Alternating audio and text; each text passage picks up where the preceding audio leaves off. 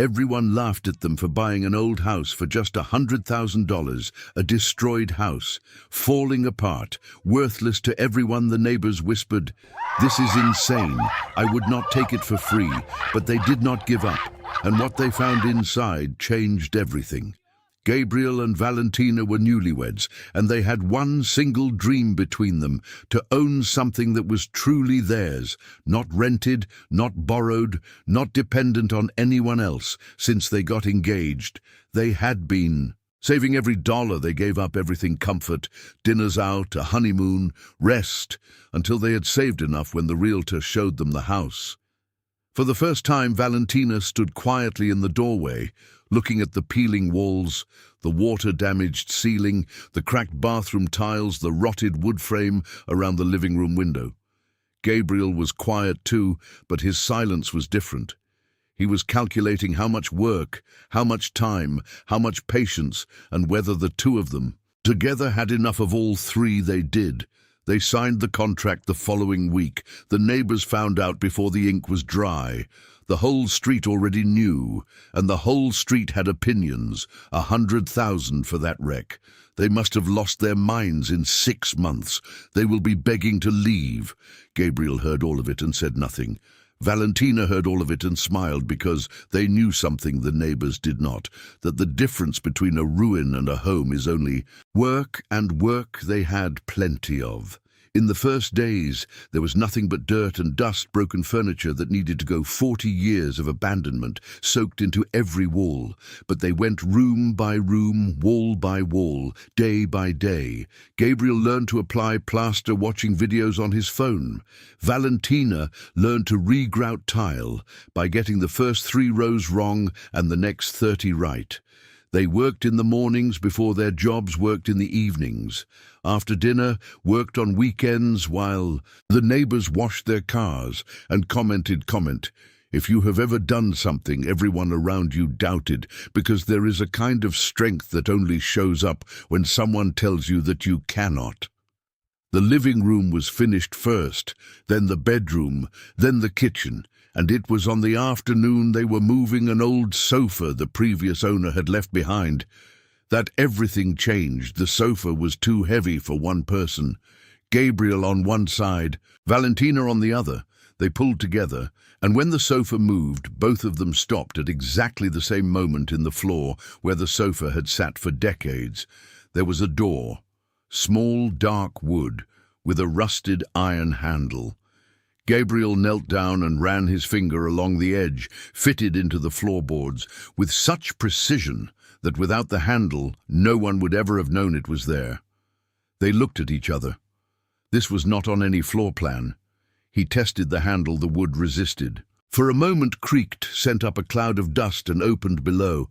Only darkness. Gabriel turned on his phone. Flashlight aimed it into the whole stone steps, going down damp, covered in moss. Along the edges he hesitated for 1 second. Valentina said quietly, "Go!" He went down, step by step, slowly, until his feet touched the packed earth floor below. He stood still, let his eyes adjust to the low light, and then he saw it in the center of the basement on a thick wooden table, darkened almost to black. By time, metal bars covered in dark dust, stacked carefully. He walked closer, pressed his thumb across the surface of one. Gold appeared beneath the dust, solid, heavy. Real Gabriel called up to Valentina. His voice came out rougher than he expected. She, who came down, stood beside him and began to count quietly. When she reached 86, she stopped counting and said only, "Gabriel." He was staring at the marking stamped into each bar, a symbol pressed deep into the metal, and below the symbol, a year 1440. Leave a like if you felt your heart speed up just now, because what they found next, neither of them was ready for. They stayed in the basement for a long time, photographing everything, the bars, the symbols, the table, the stone walls. It was when Valentina aimed her flashlight at the far wall that she stopped moving. She called Gabriel over, without taking her eyes off the wall. He turned his light in the same direction, carved into the stone uneven letters, the kind someone makes when they are writing in a hurry or in fear. These were not letters from 1440. The carving was recent.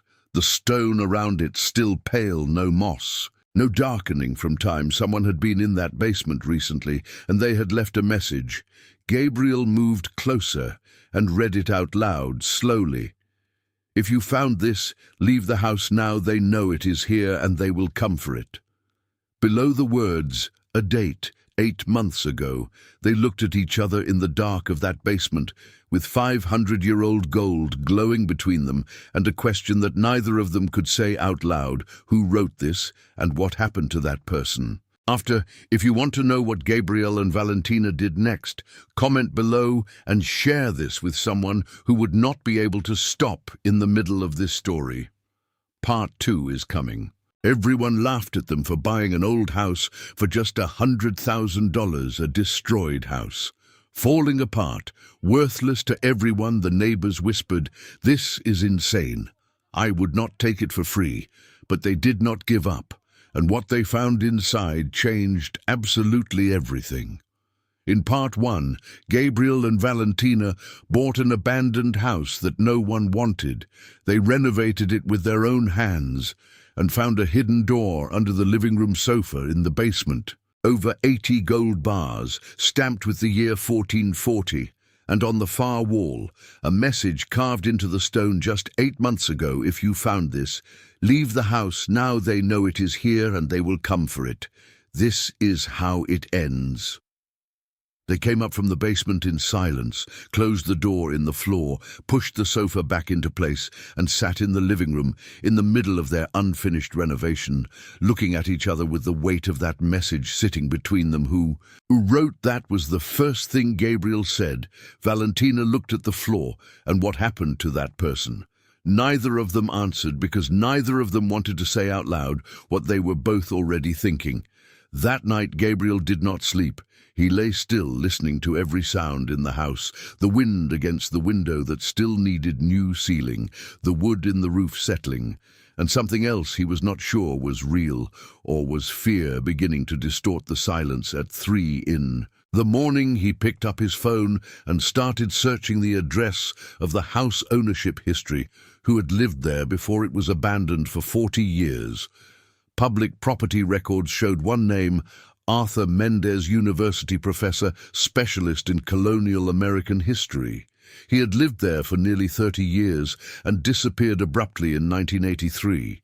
No explanation on record, no legal proceedings, no estate settlement. The house sat in his name for decades, until a real estate fund absorbed the unpaid property taxes and listed it at a price no one wanted until Gabriel and Valentina. Comment: if you have ever felt like you were exactly where you were supposed to be, even when you did not understand why yet, because sometimes life puts you in the right place on purpose.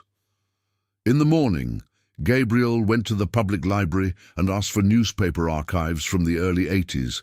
It took 3 hours to find it, but he found it a small notice page, 6, from a newspaper dated November 1983. University professor missing after reporting threats.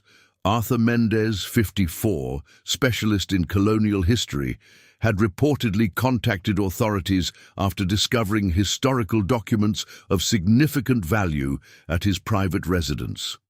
Family members say that in the days before his disappearance, he had received visits from unidentified men and told relatives he believed he was being followed. Police investigating Gabriel photographed the page, kept searching, and found a follow-up notice from 6 months later. Mendez case closed due to insufficient evidence. Family believes there was foul play. He folded his notes, put them in his pocket, and went home. Valentina was waiting in the living room. "Someone sold this house knowing what was inside," Gabriel said, before he sat down and priced it cheap enough that it would move fast without attracting attention. Valentina looked at the sofa. The message on the wall was carved 8 months ago. She said, "Someone got into this house after it went on. The market went down to the basement and left in a hurry." Gabriel nodded slowly. Or someone went down and did not leave on their own. The silence that followed was different from all the others. Leave a like if you felt that, because What this gold has been hiding goes much deeper than anyone imagined. That afternoon, while Valentina was in the backyard, a car pulled up in front of the house. A man in a suit got out, walked through the gate. Without ringing the bell and knocked 3 times, Gabriel opened the door. The man was around 50, silver hair, cut short, a sealed envelope in his hand. "My name is Richard Fallon. I represent a family with a long-standing interest in this property." Gabriel said nothing. The man continued. "We became aware the house had recently sold, and we would like to make an offer to repurchase it above market value. Clean transfer, no complications. How much?" The man opened the envelope, turned it, so Gabriel could read the number $800,000 wired to your account within 48 hours. Gabriel looked at the number, looked at the man, looked at the envelope and said only, "We are not selling." The man closed the envelope slowly. "Think carefully," he said. "This house has a history you two do not fully understand yet, and some histories are better left buried." He held out the envelope anyway, turned around, got into the car, and drove away. Gabriel closed the door, stood in the hallway for a long time, then picked up his phone and called a lawyer. The lawyer's name was Marcus, a specialist in historical property law, referred by a professor at the university Gabriel had contacted after finding the 1983 article they met 3 days later with. Everything laid out on the table, the photos from the basement, the newspaper article about Arthur Mendez, the envelope with Fallon's offer, the story of the carved message on the wall. Marcus listened without interrupting, made notes, and when Gabriel and Valentina finished, looked at both of them. "You did the right thing not selling, and the right thing calling someone before you acted. I will be direct with you. Gold discovered on private property with historical significance must be declared to the federal authorities. But the law also provides compensation to the discoverer, which can reach 30% of the appraised value, and the rest goes to the government." He nodded. "But what matters more than the money right now is making sure you are protected, because whoever sent that man to your door is not going to stop at one visit." Marcus contacted the district attorney the following day and opened a parallel investigation into the disappearance of Arthur Mendez in 1983 and into the Fallon family and their connection to the property. What the investigators uncovered took 4 months to piece together completely, but when it was complete, it was enough for everything. The Fallon family across 3 generations had maintained a quiet operation to keep that house unsellable, using intermediaries to pressure potential buyers, scare off anyone who stayed long enough, and ensure no one ever reached the basement. Arthur Mendez had found the gold, had refused to be pressured into, leaving, and had disappeared shortly after. The person who carved the message 8 months ago was a private researcher hired by the Fallon family itself, sent to verify the gold was still in the basement before they made another attempt to place a controlled buyer in the sale. He had gone down, seen the gold, and carved the warning before leaving, because in the days before that visit, he had uncovered what had happened to Arthur Mendez. He became the first witness in the case, Richard. Fallon, the man in the suit, was arrested 4 months after he knocked on Gabriel and Valentina's door, along with 2 other members of the family, on charges of coercion, conspiracy, and involvement in the unlawful confinement connected to the disappearance of Arthur Mendez in 1983. The case was reopened, and 40 years later, Arthur Mendez's family finally had an answer. The gold appraisal took 6 months. When the assessment came back, Gabriel and Valentina were sitting on the porch of the house, which by then had a new roof, new windows, walls, painted a clean white that Valentina had chosen on a Saturday afternoon. Marcus called Gabriel, put it on speaker. "The compensation for the discovery has been calculated 30% of the historical value of the bars. You are entitled to receive the following amount." He gave the number. Valentina covered her mouth with both hands. Gabriel was quiet for a moment, then said, "How long until we receive it?" 60 days. Gabriel ended the call, looked at Valentina, looked at the house around them, at the walls they had painted with their own hands, at the garden that still needed work, at the street outside where the neighbors still passed every day, and said, "We are going to finish the renovation." Valentina laughed. "With all of this, you want to finish the renovation?" He looked at her. "With all of this, I want to finish what we started."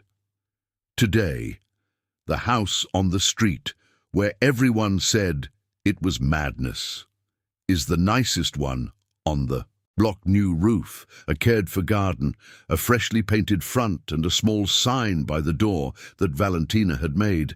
And Gabriel installed himself, 2 letters simple, no explanation needed, G and V, nothing more, because they know they do not owe anyone an explanation about what they built or how they built it. The neighbors who laughed walk past now and look, some wave, some look away, and Gabriel and Valentina let them do both, because they learned something in that house that no amount of money teaches, that the difference between a ruin and a home was never the price, was never what anyone else thought, was never what was hidden under the floorboards. It was the decision of 2 people to not quit, even when everyone around them guaranteed they were wrong, and that no one finds in any basement that is built one day at a time with your own hands. If this story moved you, leave a like right now. It takes 1 second and it means more than you know. Share this with someone who is in the middle of something hard that everyone around them has already written off, and comment just one thing below. Which part of this story stayed with you the most? See you in the next one.